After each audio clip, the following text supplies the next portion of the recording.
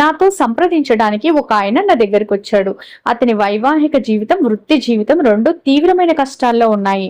Hue డీకున్న సమస్య, అతను ఎప్పుడూ చిటపట్లాడుతూనే ఉంటాడు. వేగంగా కోపం వచ్చేస్తూ ఉంటుంది. ఆ విషయం అతనికి తెలుసు. కానీ ఎవరైనా అతనితో అది చర్చించడానికి దిగితే అతను కోపంతో ఊగిపోతాడు.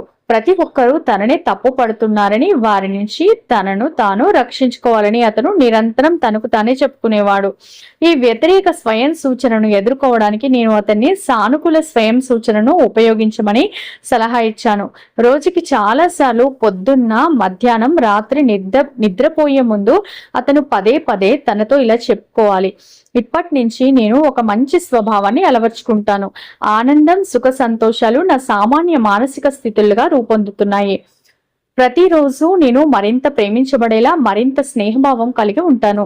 నా చుట్టూ ఉన్న వారి ఆనందానికి, సద్భావనకి